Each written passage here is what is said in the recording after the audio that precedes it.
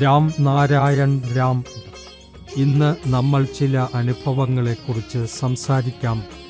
എപ്പോഴെപ്പോഴെ റാം നാരായൺ രാമിന്റെ പ്രചാരണം നടക്കുന്നുവോ അപ്പോൾ സമൂഹത്തിൽ ഏറെ സജീവമായ മാറ്റങ്ങൾ വരുന്നുണ്ട്.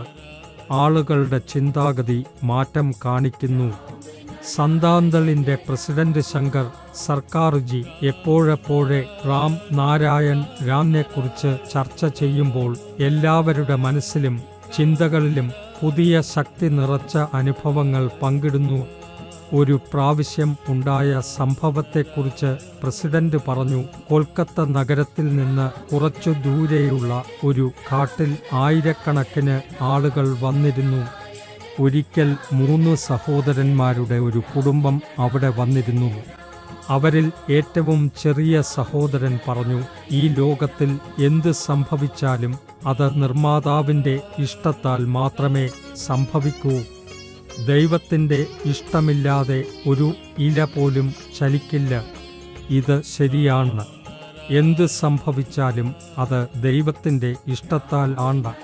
പക്ഷേ ചിന്തിക്കാൻ ഒരു കാര്യം ഉണ്ട്.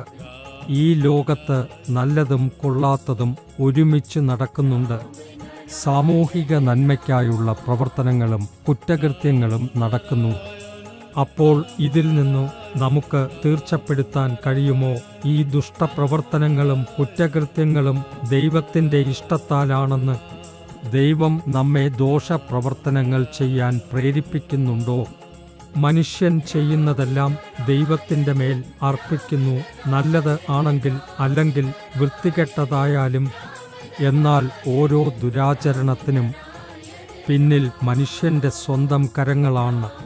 ഒരു ആളും പൂർണ്ണ ജനസമൂഹത്തിനു മുന്നിൽ നിങ്ങളുടെ കവിളിൽ ഒരു അടിപിടിക്കുന്നുവെങ്കിൽ അത് എനിക്ക് ചെയ്തതല്ല, ദൈവം ചെയ്തതാണ് എന്ന് പറഞ്ഞാൽ നിങ്ങൾ വിശ്വസിക്കുമോ? ഇല്ലല്ലോ. നിങ്ങൾ ചിന്തിക്കുമല്ലോ, ദൈവം ആരെയെങ്കിലും അടിക്കുമോ എന്ന്. അതുകൊണ്ടാണ് മനുഷ്യൻ തൻ്റെ ദുഷ്കർമ്മങ്ങൾക്ക് താൻ തന്നെയാണെന്ന് പറഞ്ഞിരിക്കുന്നത്. ഇന്നത്തെ സാഹചര്യത്തിൽ മനുഷ്യൻ വളരെയേറെ ദുഷ്ടനും സ്വാർത്ഥനും ആയി മാറിയിരിക്കുന്നു. നിങ്ങൾക്ക് ആരുടെയും സഹായം വേണമെങ്കിൽ നിങ്ങൾ അവരോട് സ്നേഹത്തോടെ സംസാരിക്കും. എന്നാൽ അവൻ നിങ്ങളെ സഹായിക്കാൻ തക്കതല്ലെങ്കിൽ നിങ്ങൾ അവനോട് സംസാരിക്കില്ല. ഇന്നത്തെ യാഥാർത്ഥ്യം ഇതാണ്. പ്രസിഡന്റ് തുടർന്നു പറഞ്ഞു, ഒരു പ്രാവശ്യം അവനും അവൻ്റെ സുഹൃത്തുക്കളും ഒരുമിച്ച് ഒരു സ്റ്റീമറിലൊന്നിച്ച് യാത്ര ചെയ്യാൻ പോയി. അവിടെയും ഒരുപാട് ആളുകളും സന്യാസിമാരുമുണ്ടായിരുന്നു. അവിടെ എല്ലാവരും ഈ ലോകത്തിൽ നടക്കുന്നവ എല്ലാം ദൈവത്തിൻ്റെ ഇഷ്ടം അനുസരിച്ചാണെന്ന് ചർച്ച ചെയ്തു.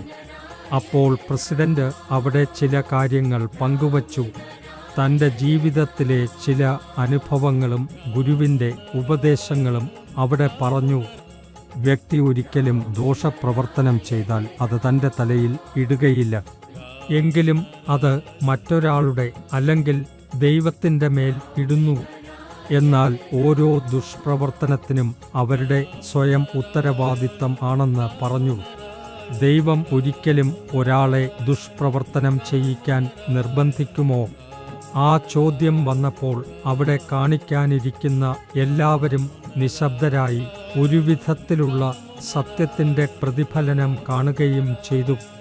റാം നാരായൺ രാം ആദ്യം നൽകിയ സിദ്ധാന്തം ഇത്: എല്ലായ്പ്പോഴും നമ്മുടെ ചിന്താശേഷിയെ നല്ലതാക്കുക, ജീവിക്കാൻ നല്ല പ്രവർത്തനങ്ങൾ മാത്രം ചെയ്യുക, ജനങ്ങളെ സഹായിക്കാൻ കഴിയുന്നിടത്തോളം സഹായിക്കുക. റാം നാരായൺ രാം ഞങ്ങളോട് ഒരുപാട് നന്ദി.